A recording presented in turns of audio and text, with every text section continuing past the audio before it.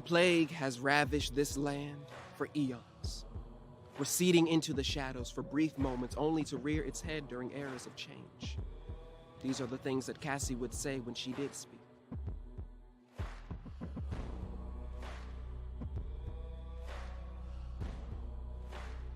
I'm Adaye Moon, and I'm the writer of Cassie's Ballad. Cassie's Ballad is an immersive ritual and historical fable that uses the lens of the Atlanta missing and murdered children's case from the early 80s. I describe the piece as a ritual and not a play because they're not passively getting the story and witnessing information. They're actually a part of it and engaged in helping the characters to both commemorate the tragedy of what occurred and what is also still occurring, but also hopefully engaging in this ritual hopefully gives them some solace as well from the tragedies that we've been experiencing as of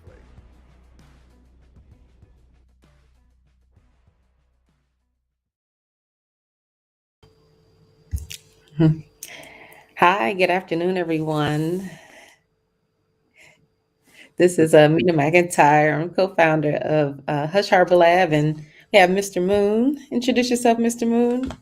Hey, I don't know if y'all can hear me, but I seem to be lagging a little bit. Okay, I think it might be all right. I can hear you just fine. You hear me fine? Okay. Yeah, I can hear you fine. I think I can see your video all right too. So, but we are super excited today to have a conversation. This is our Blue Bottle series, and normally we talk about the craft of the arts, but especially with Cassie's Ballad, our special, wonderful project that we're working on now. We are also doing kind of some other conversations around the craft, and today we're talking about the craft of communal healing, specifically around ritual work and your particular play. So, Adaye, can you talk to us a little bit about Hush Harbor Lab first, and some of the other work we do, and then we're going to bring on Nicole Palmiero to specifically talk about our partnership with Found Stages and Cassie's Ballad. Cassie's Ballad. Yeah, so Hush Harbor Lab is an organization that I co-founded with this brilliant person right here, and our focus is on telling narratives about the Black experience throughout the diaspora, but also to really focus on telling stories that attempt to tell perspectives from a slightly experimental lens. So, Cassie's Ballad being a ritual performance and also a narrative sort of fits within the confines of the kind of work that Hush Harbor focuses on. The piece was initially developed with Found Stages under a Riser Lab project. It was one of two other pieces that we collaborated on together. And so, yeah, it's great to have this opportunity to share this piece that's been sort of in the background for a couple of years, to bring it to the forefront and to really see people's reactions to this kind of work that we do. Okay. Awesome. So I'm super excited to kind of jump into it. I'm going to bring Nicole Palmiero on. Hey, Nicole. Hi. Hi. So we'd love for you to, if you could just kind of start in and just talk about Found Stages and even partnership with us, but also just how Cassie's Ballad and how it was inception and all the things. That would be cool for just the audience to know and get a chance to know about the show. Absolutely. Well, Found Stages, we have been around since 2014. We built community through innovative storytelling. So I think Cassie's Ballad really is the perfect embodiment of our mission. And since our founding, we've been taking plays out of theater and into real world spaces. This is our second time in an outdoor space, and we have been building to this moment for 6 years now, 6.5 years since 2015, end of 2015, started 2016 when we did the Riser Lab at the Alliance Theater. So it's wonderful to see it really come to life. And we had opening weekend last week and had 4 groups of attendees come through the West Atlanta Watershed Alliance. And if we haven't said it already, you hike while you experience the story. And that is definitely an incredibly important part of the experience. And you as the attendee being part of this, really part of the story. And that is the work that Found Stages has always done, is immersing audience members and community members into the stories that are being told, so that you're, like Adai said in the video, you're not just passively experiencing anything, you're really an important part of the story that's being told. And we are so happy to be partnering with Hush Harbor Lab on this project. We knew that we wanted good people on the team, and having Amina and Adai as associate producers on the project has been wonderful, and also allowed us to do really great community engagement experiences like this. Awesome. And thank you, Nicole. And can you tell, and I know we'll be posting it again, we posted it in the chat, but can you tell us where to go to find tickets and to learn more about the show itself? And tell us Absolutely. about our sponsors as well, please. Yes, absolutely.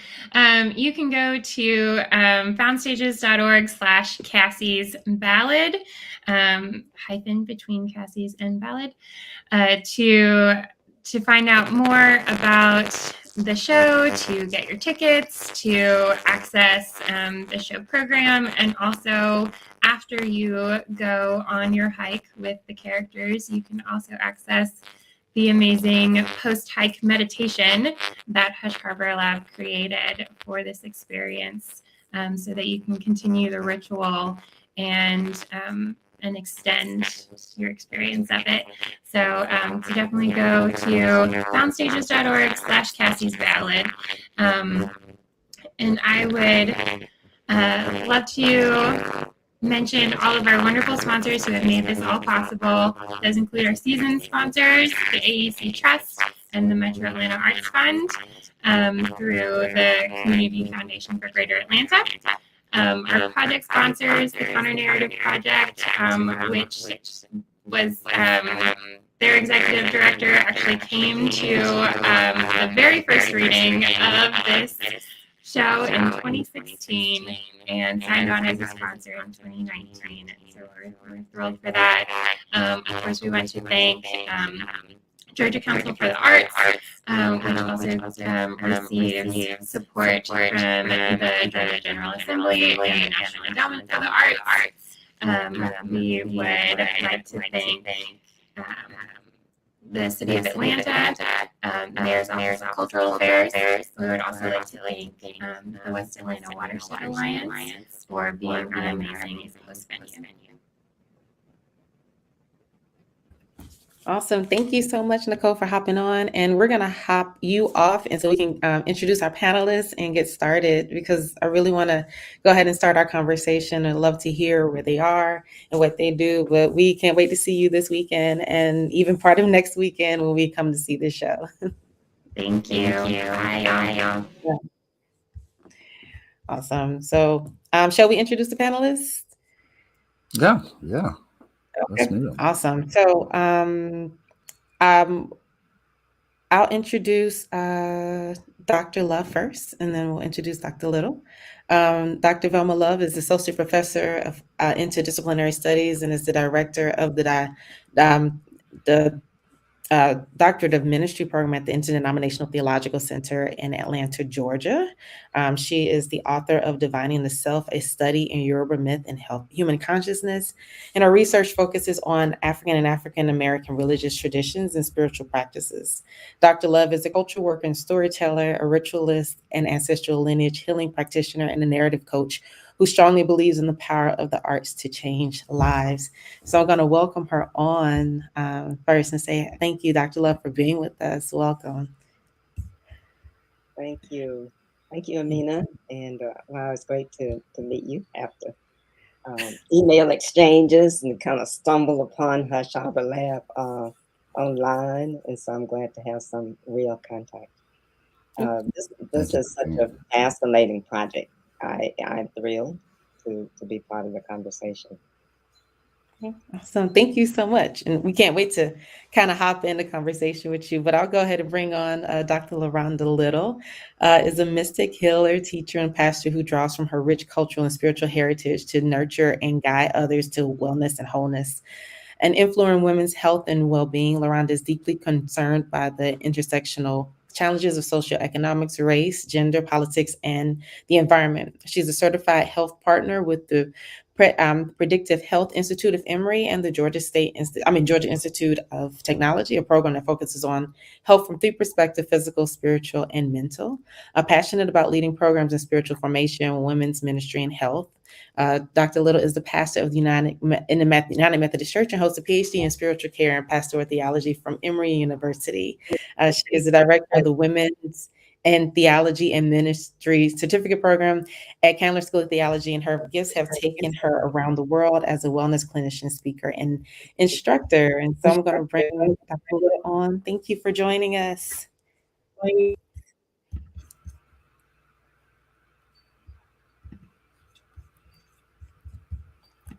Oh, hold on one second. You're muted. I am so sorry. Thank you for having me. I'm excited to be here and sharing in this conversation. It's good to meet you, Ade, and good to see you again, Amina and Dr. Love. I am glad to see you in this respect. I am I hate to say fan, but I am of your work. Divining the Self is just a beautiful text. Awesome. And so I do recognize too that with even though we've gone through a pandemic and still trying to, as we're going to the end, and trying to recover from it, things do happen technology wise. And so, but what we're going to do is we're just going to kind of hop into the conversation and just kind of delve into what we're going to do here. And so, however the conversation kind of meanders and takes us, we'll go there. So, how let's get started. So, first things first, what is your knowledge or memory around or in connection to the Atlanta missing and murdered children's cases? I don't have significant knowledge about the Atlanta missing and murdered children. However, back in the mid 80s, I wasn't living, I'm actually a newcomer to Atlanta. I was living in South Carolina in the mid 80s, and I had a newborn son. And I just remember feeling fearful, like thinking, oh, what if I lived in Atlanta? But what if this happens in South Carolina? And how might these mothers feel? So even though I was not physically present in the area, I remember feeling that trauma, just knowing. And as I was reading over the script and really pondering about this, I remember my son asking me when he was maybe about 7 or 8, Mom, what is wrong with Black men? And I said, why? And he said, because everybody's always talking about Black men. And I don't like that because I'm a Black man. So the play, the ritual is just so penetrating and so evocative. That's just a few of the things that I felt as I was kind of pondering this period.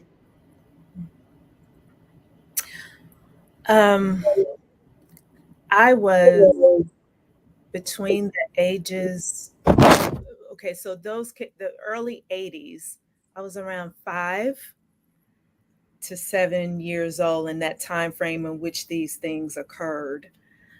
And I grew up, I'm a Georgia girl, and I grew up in Clayton County, which is just south of Atlanta. It's about 20 minutes outside of the city. not understanding all of the details surrounding the case, what I did understand was that feeling of fear. So it was a talk, major talk around the dinner table, the kitchen table. It was coming up all the time. And my cousins and I, we spent a lot of time at grandmama's house and playing games and spending the night. And inevitably, the name of the accuser would come up. And in the most innocuous ways, a game of hide and seek would turn into, if we find you, if you're found, then this accuser has caught you. Mm. Or at night when it was bedtime, nighttime was just a scary time because we didn't know if we would be taken. That fear was quite, it was palpable. Even, at 5 to 7 years old, I remember it very clearly. And that situation being very present with me and my family. If nobody was outside with us in the evening time, then that meant you came inside. Yeah, I was gonna, Adai will be back, because as we know, these things happen. But I will say I was not born yet when I was born in 82, so right after it's kind of I guess, kind of the climax of the time frame happened. But my dad was an officer on the police force in Zone 4, and he was a new police officer, so he had gotten on in 1979. And so even though I don't remember the actual cases themselves, what I do remember is that there were just all these rules that we had for our childhood. So there was, making sure that you're always in by the time the street lights came on, making sure that everybody who was our friends, they knew their family members, they knew their parents, they knew. So it like our families, they had to know the families of the people, and kind of vet the persons who we could be friends with and who we could hang out with, because it was really, and for us, we were just like, oh, our parents are just strict. But when I think about it back now, I wonder if that was part of just something that they felt. And innately they were like, well, we have to do this to protect our children, um, for that. And I do remember one time my brother missed the bus stop, one time, and we don't know where he went for about, like, my older brother, we don't know where he went for about like an hour. And I remember when he came home finally, we all, like, my parents got us all in the car and we drove around, and they were like, show us exactly the direction that you took. Like, where did you go? Chart it out, because they really wanted to see what happened. And like I mentioned, all those things didn't make sense, but talking about this particular play and being in this conversation has made me really think about it more and wonder, if those were all connected because of what my dad had seen, especially at the beginning of his time, as a police officer. Adai, I know you wrote this show, but can you talk about your memories of, I mean, and also even just kind of your connections and, around the Atlanta missing, and murdered children's case? Yeah, it's interesting, listening to both of the doctors talk about this, because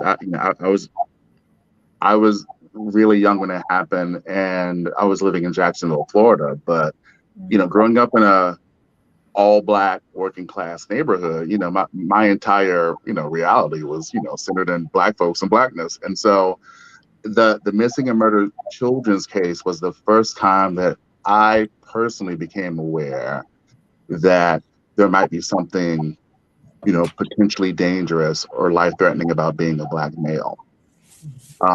That's the most vivid kind of I became aware of, I guess, in a lot of ways, race and white supremacy because of what happened in that tragedy. And I also remember very vividly, Jet Magazine. Every month in Jet Magazine, they would have either a photograph or a location shot on where the latest child was found. And I also remember very vividly my parents and my aunts and uncles, when it would come on the news, people would turn the channel, or if they talked about it, they talked about it in whispers. And my aunt, who lived in Decatur, and we came to see her every summer, we did not come back to Atlanta until I was a teenager. So, the case and the sort of tragedy and trauma behind the case was a very sort of crucial element to my childhood, even though I didn't live here at the time. Yeah. Yeah, and I really, and I would love for us to get more into that a little bit. It's just kind of like how the community then kind of oriented their own unspoken rules and oriented their own movements and oriented their own memories around how this case, around the case itself, and around just kind of the knowledge and probably even just the way we moved, and probably even things that have yet to be unpacked. Because I mean, I know that we're just now starting to talk about it, with the mayor's office starting to do the movement, and the former mayor's Keisha Lance Bottoms opening things up and starting to have different kinds of panels about it. But I do think that hearing the conversation around how the community was impacted, even though we haven't talked about what it looks like, and we haven't really vocalized what that feels. And so what I will say is, I know that we've kind of talked about it, but even in recent cases, how have people responded to recent conversations, or has anyone that even talked about their own memories around the cases? And I mean, even your own reflections about what's coming up as the city itself is starting to dig back into this. I had not, it's funny because I hadn't thought about the case in years until this movement put the memory back, or brought the memory back up for me. And the same feeling that I had those many years ago is it's still there. So it reminds me of how our bodies hold on to these traumas, because it was a very traumatic time. And I could feel, my heart beating, and the flushness in my skin, and the anxiety. And now I have two sons, two teenage sons. And so I have my own present fears about them right now, but this case brought up another layer. I have not spoken with anyone else about this case recently, because there are other cases that have come subsequent to that one. And like you were saying, Mr. Moon, this story continues to happen and re-traumatize our community. Yeah. It's very, what should I say, present. And as you were speaking, Dr. Little, I was just thinking in terms of communities needing ritual. Ritual is an act of healing. And I love the way that Malodoma Patrice Somé talks about that in the Healing Wisdom of Africa. I had the opportunity and the privilege to study with him and become a certified cowrie shell diviner before his death. And so I'm always just kind of reflective on his work. He says that we need two kinds of ritual. We need radical ritual for repair whenever there's a psychic or spiritual wounding And that suggests to me that as Black people, we always need radical ritual because we are always in some form of psychic wounding from generation to generation into intergenerational transmission of the trauma. But we don't. But I mean, I think that's what is so exciting about this work is that it presents it to the community in an immersive way, and hopefully it'll just become viral in and of itself and move forward in that way. And then the other thing Malidoma says is that we need maintenance ritual. So beyond radical ritual, he said, whenever you are in the business of helping people, which artists are, teachers are, pastors are, counselors are, whenever you're in the business of helping people, that you as that person need maintenance ritual. And you need maintenance ritual because you are constantly being bombarded and exposed to these energies that are wounding. It's like secondhand smoke. It's impacting the body. Yeah, so it's just so much that comes up around the ritual and the significance of it, and the education that needs to be done around ritual. And what I like so much about this work is the fact that it's so experiential, and it's no way that you can be out there walking around looking for those little pieces of paper and going to, I mean, there's just no way that cannot impact you, really, on a deep level. And Malidoma says that some things can't be healed by words. Like rhetoric can do some things, but rhetoric can't do it all. And ritual, that's where ritual comes in, because a ritual then is an engagement with the spirit. And in order to create change, you need a spirit intervention.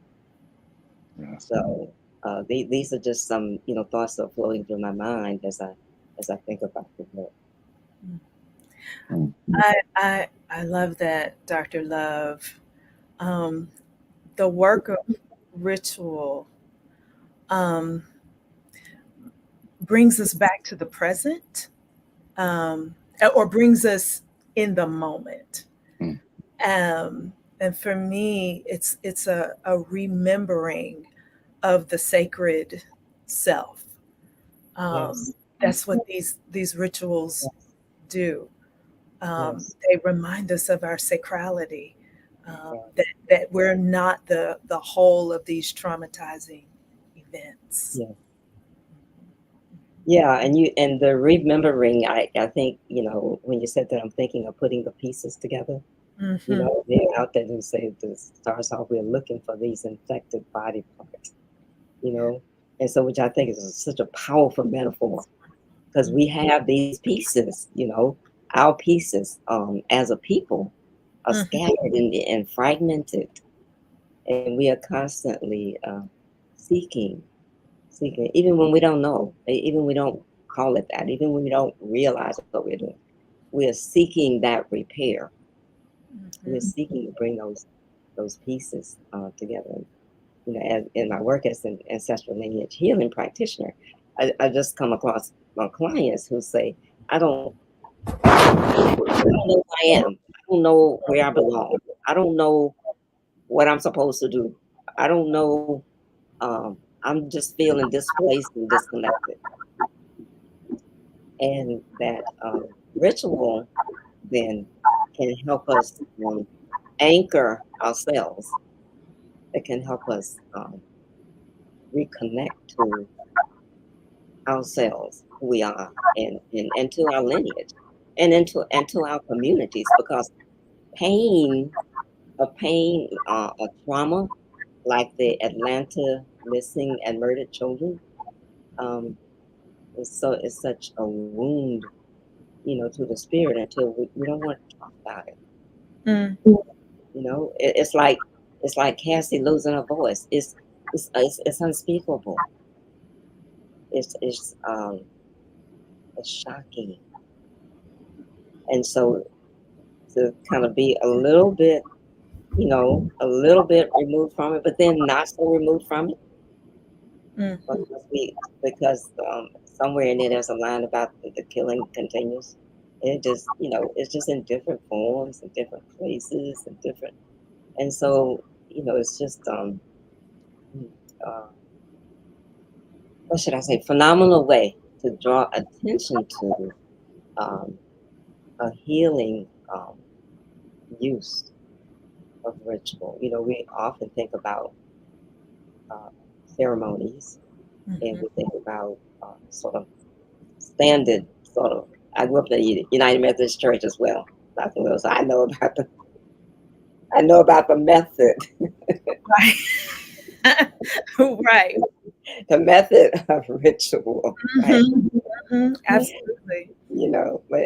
But to do it in this kind of way where people are just so, whole bodily engaged is leaves room for I call it the effervescence, Mm. for the overflow, the spirit power within an intentional kind of context.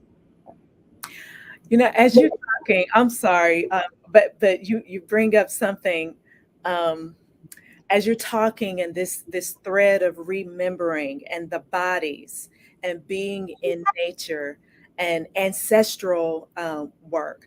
I'm thinking about Osir and Osset and Yes, Osset's yes, healing work. yes. I say.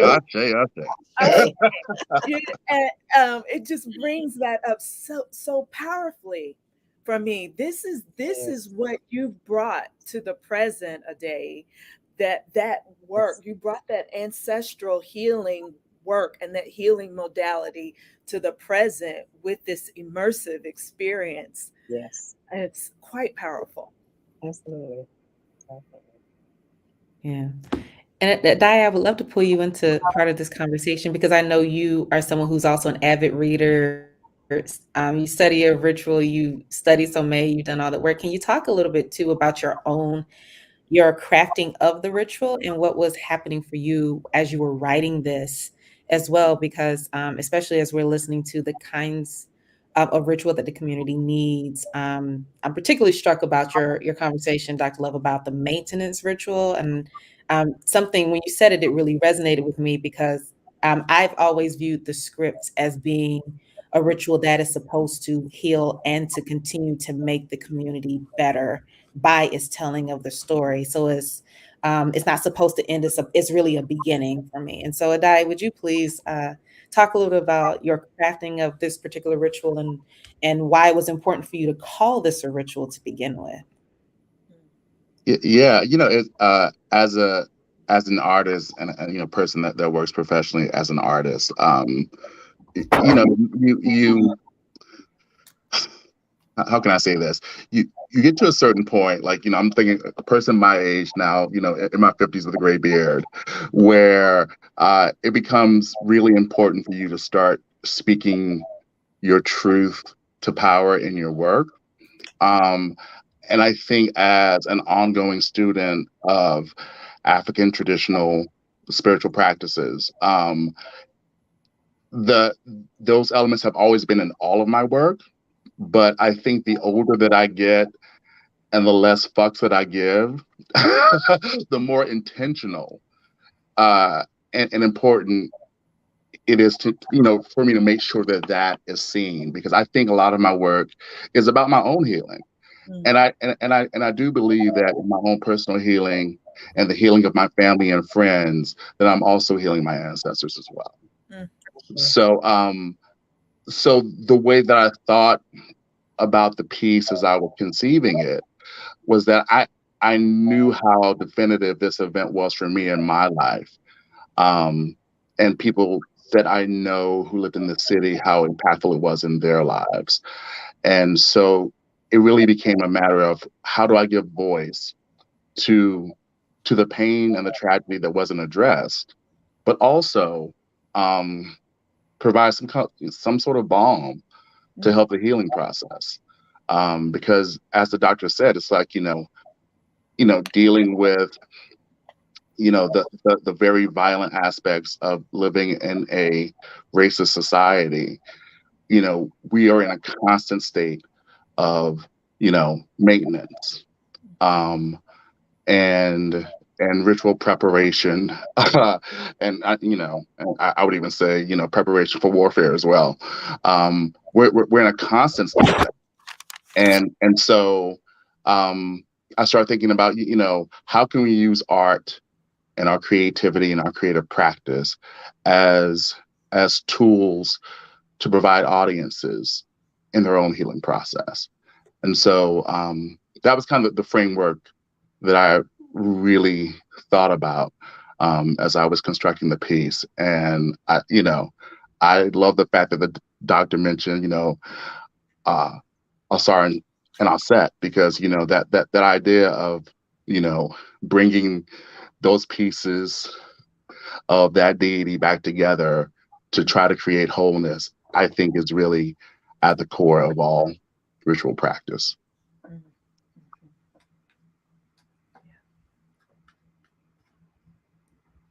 So, are they on? I mean, either one. As I'm pondering this and as we're talking about it, I constantly in my mind, I'm thinking about my students, doctoral doctor of ministry students at ITC who work in communities. And our tagline is that we train prophetic problem solvers. And so the students are working on projects and then figuring out how to engage people around a particular issue. So my question would be, can a non-artist work with people in the community to develop this kind of immersive ritual? I would say yes. Okay. No, I would say yes 100 times over, and I also really believe it's like, I mean, we're all artists. We're all artists. So some of us, get paid a very little amount of money to do it, but we're all artists. And I think that I also believe too that artistic practice, in and of itself, is a healing modality. That and I think it's important for us to share that modality with people in our community. I'm thinking I teach spirituality and health, and this your method is pedagogically rich, and I am very interested in introducing, because that's one component that's missing in my class, is the art piece, and how art brings healing, or is a mode through which one may come to wholeness. So I would be very interested to hear a little bit more, if you don't mind, on kind of some of your inspirations surrounding your work.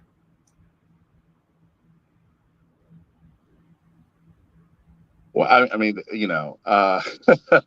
there are so many, but in my early 20s, when I was really when I made the decision to commit to an artistic practice and to become a writer and a theater maker, I was reading a lot of Black women, and the sisters that the sisters that I was reading at the time were Alice Walker and Toni Morrison and Toni K. Bambara, and Tazaki Shange.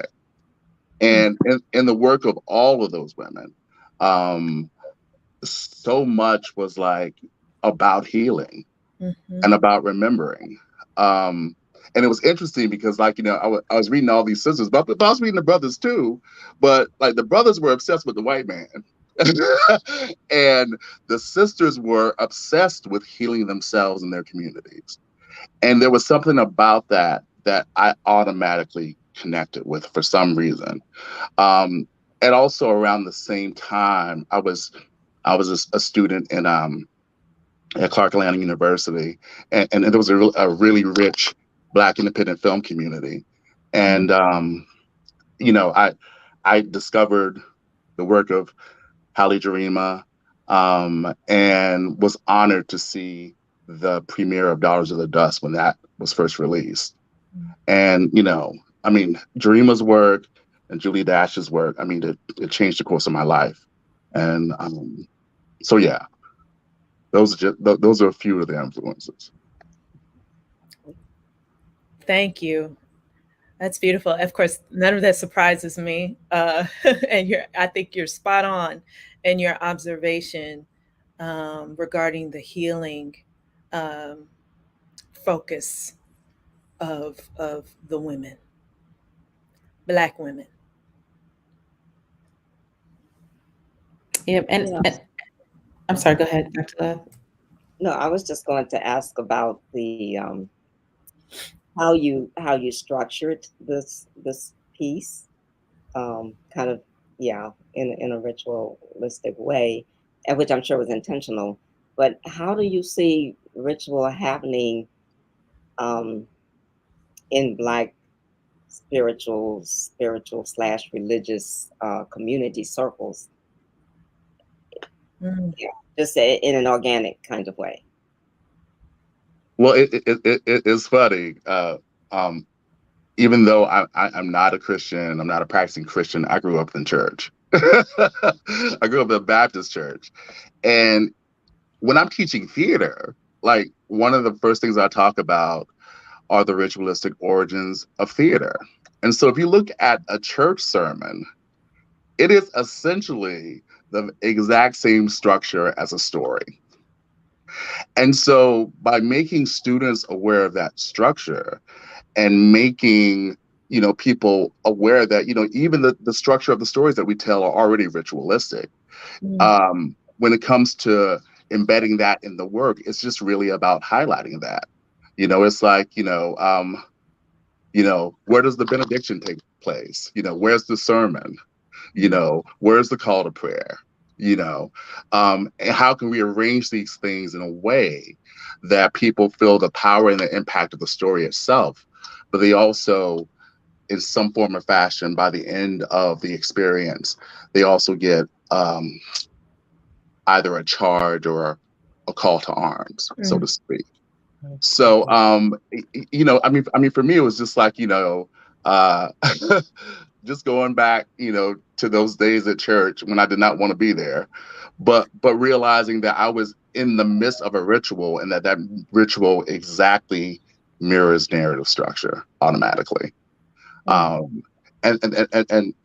then, you know, I got really into Zora Neale Hurston because she's from Florida, and she has a book called The Sanctified Church, which is like, you know, a series of essays, but like in those essays, she lays down ritual structure, and so that was a really important foundation, as well as this really important, brilliant theoretician who just passed away, Paul Carter Harrison, had a book called The Drama of Nomo. And the book focuses on the power of words that are spoken. And again, reinforcing this very kind of, you know, diasporic, traditional African framework for the stories that we tell. So I think the ritual structure is there in the stories that we tell. It's just about making people aware of it and really putting some intentionality behind it. So I invite you to my class. Most definitely. Yes, yeah. I'm thinking of a ritual experience. This was a radical ritual that I had when I was in training with Malagoma Soulmate. And the ritual was a burial. So those of us who were in this training, our assignment was to dig a grave, not deep as a grave, but a space that we could lie down in. And then our teammates would cover us with dirt up to here. Now, I grew up in the country, but I'm not a nature person. So I was fully dressed with jogging suit, and I had some towels, and I lined my grave with these towels. I had a towel under my neck, and my intent was I will stay in here long enough to be respectful. And I thought that'll be about 5 minutes. Mm. And the instructions were when you could come out at any time because there's an attendant that's watching you. You would just raise your hand and they would come and uncover you. Mm. And so I said, okay, well, if I can do this 5 minutes, then that should be okay. It was such an incredible experience to experience the earth holding you. Mm. Mm. The earth holding. I had never experienced or even imagined Mm. that. The earth holding and it was like holding and comforting in whatever I guess energies that no longer were serving you were drained out Mm. by the earth. I was in there for 40 minutes. Like I lost consciousness of time. And then I felt my body feeling kind of numb and I thought, oh, it must be time to get out. And so I raised my hand and then my teammates came and they uncovered me. And our instructions were, when you come out, be careful because sit down because you will not have your full balance. Your equilibrium will be off. Well, I just thought, whatever. I don't know what I thought, but anyway, I got out, and I started to take a step, and I almost fell. Some people rushed over to me, and I had a person on each side of me that walked with me to the fire. That was the next station. You would go to the fire, and you would sit and just be reflective. That radical ritual experience made me a believer in all of Maladoma's work, um, because it was transformative. Is not the word to say. Mm. I can't even think of a word to describe that experience. And so, and as there were like maybe 10 of us, and so as people came out, they would be ushered up to the fire, and we would sit, and there was a bond between us because we had experienced this radical ritual together. Now we are sitting at the fire, and this is the ancestral fire. So I'm sharing it because it's just like it's coming. This work is just reminding me so much of that experience, and it was incredible. I mean, it was incredible. The things that happened after that, the things that happened that night. It was a nighttime ritual, and then when we finished, and then sleep and dreaming, Mm. and then waking up and then sharing the dream, and the dream was prophetic. I was involved in a business with someone at the time, and in the dream, the business was closing, and so I shared that, and Maladoma said that the ancestors are telling you what will happen if things continue on the course that they are. I called my business partner, and he said we weren't able to make payroll. We're gonna have to close. So that ritual like opened up some avenues, some portals that allow these ancestral messages or spirit messages to come through. And again, that was like, whoa, this is powerful. This is powerful stuff. Yeah. That is so amazing, and it just reminds me because because I didn't mention Maladoma's work, but I remember talking to Amina about this because the brother that I mentioned earlier, Paul Carter Harrison, and also two other cats, Greg Tate and Robert Ferris Thompson. they all transitioned around the same time. And I just remember how impactful losing all of them was, and bell hooks as well, like within the span of months. And for me, that really kind of reaffirmed for me how important this work is now, because a lot of those trailblazers are no longer here. I mean, we have their words, thankfully, but they're no longer here as guides to us in the physical sense. But yeah, just hearing you tell that story about your experience with Maladoma's work just reminded me that we lost all those brilliant folks within the last couple of months or so.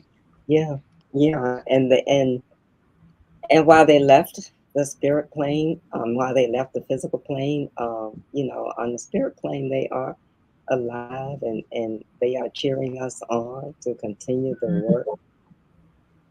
Every time I do the coward shell divination, I can remember like the very first time Maladon was trying to teach it, and I'm struggling, like, and he's looking at us like, you just don't get it, you don't get it, you don't get it.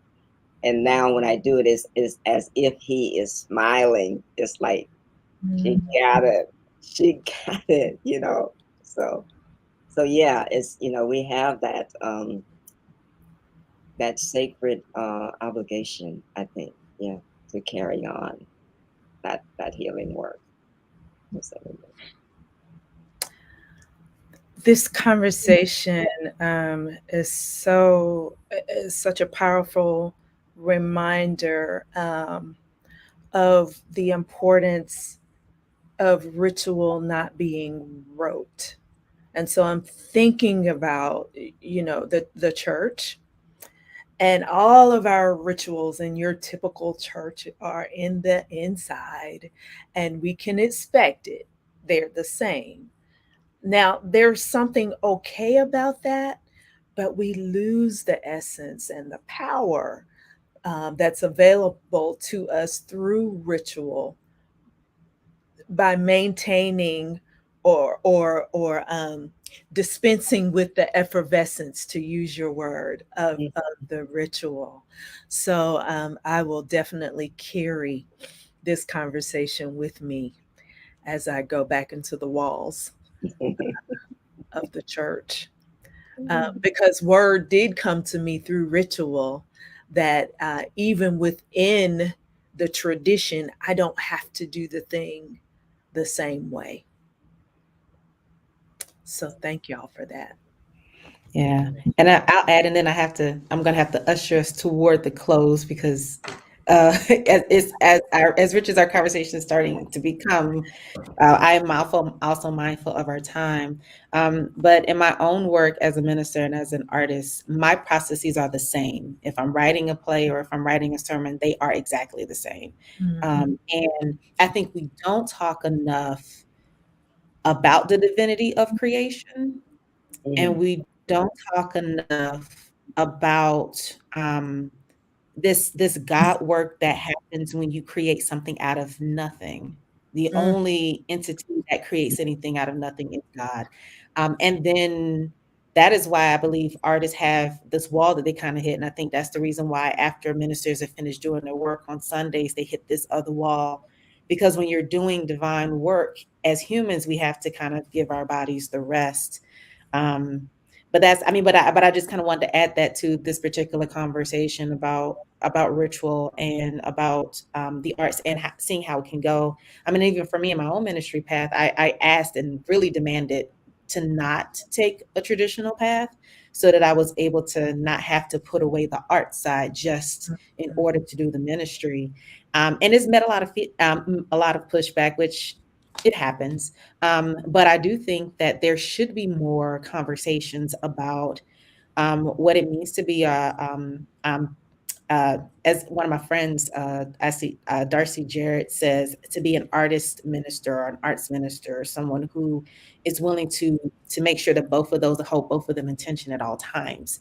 And I think that's a very important part. But I do want us to, as we kind of think through our final thoughts, and as we kind of wrap back up this conversation around the play itself and this play around ritual, as communities, for people who are either coming to experience the show, or even as people who, as things happen on a regular basis, I know police brutality has occurred.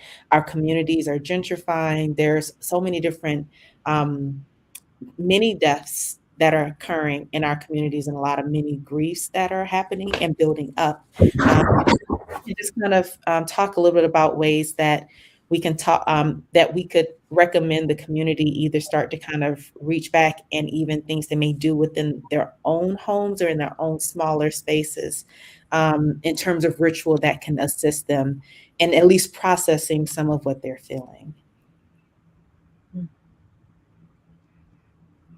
I think there are always opportunities to engage in ritual, and some of the things that we do, celebrations.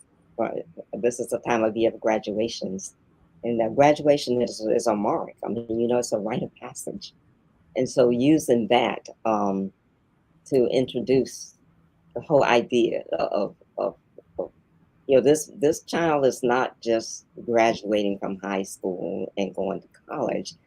This child has reached a major milestone in life, and we want to bring forth the blessings of the ancestral lineages while we gather to celebrate and share food.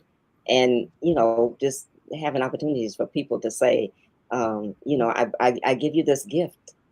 I give you this gift that you can share with the world. And the gift being something out of your ancestral lineage. Like my granddaughter is, when she was born, I was had just started studying Ifa, and I had a diviner come to do a reading. And he said, she comes to bring joy to the world. She comes to bring joy.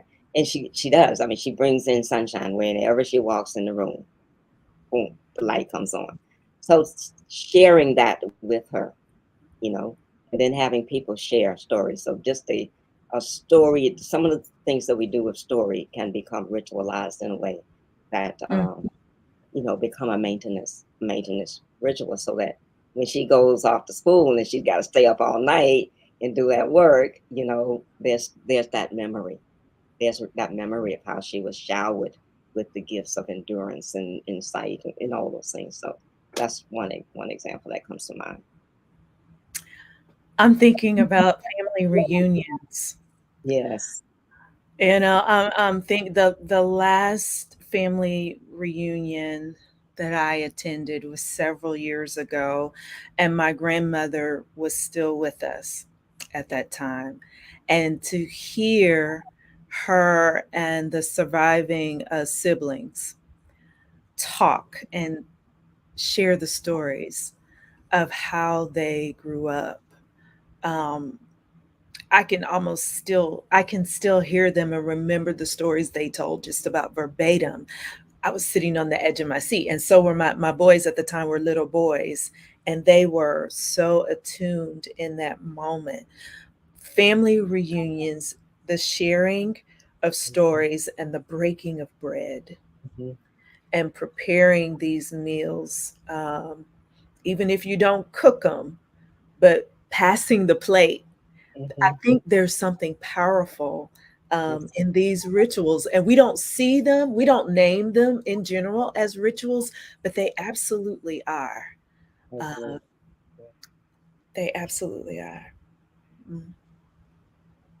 Yeah, it's so amazing that you mentioned family, because I always think about, and I think about this a lot, this idea of, we have so many everyday rituals that we can easily make sacred.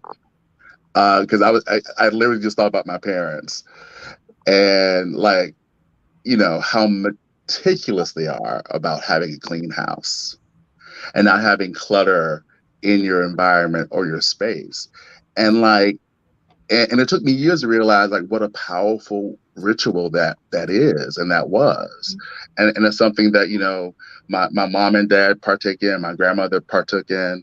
But, simple rituals as even bathing, and being under running water and allowing yourself to detoxify what is happening to you emotionally and spiritually while you're in the shower. I mean, these everyday things that we, we just see as like, normal hygiene. It's also spiritual maintenance. So I think it's about, making those simple things sacred again, and something that Mina and I talked about with Hush Harbor a lot is how important it is for, communities and groups of people to create hush harbors, to create safe spaces where they can fully be themselves. And I know that's what we try to do with the work that we do, but I think it's important for every community of people to do that for themselves as well. Absolutely. I've enjoyed my time so far with you all, and I really think we should do this again at some point, even if we're just talking in time. And so I want to thank you both, Dr. Love and Dr. Little, for being witness here. Thank you, Adai, for being willing to be interviewed in this space. And so we're so very grateful. I'm going to drop you both off for a second so we can close out. But thank you all so much for your presence and for just your wisdom. And I know that the people who are watching and who will watch this replay will be very much blessed by it, and will be able to have tangible wisdom from the work from the words that have been said here today. So thank you. Thank y'all so much. Yeah. Yes. Absolutely.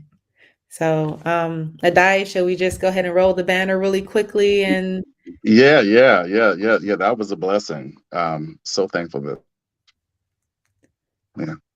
Yeah, absolutely. So don't forget to get your tickets at foundstages.org, Cassie's-Ballad. It runs for 2 more weekends. It runs in the evening. There's some shows. If you are not a hiker, I do want to make sure you know that there is an accessible show, so that if there is one show that goes up the mountain, there's one that goes around a smaller area that is a playground, so you're able to also participate in the show. So don't worry if that's not your jam, then we definitely have some options for you. It is also pay what you can. So if you're worried about the cost of the tickets at this point, we have some tickets as inexpensive as $5 on up. And so you just check out the website, but go to www.foundstages.org/Cassie's-Ballad. And we look forward to seeing you over the course of the weekend. Thank you all so much. And until the next time, this has been the Blue Bottle series. Thank y'all. All right. Bye-bye.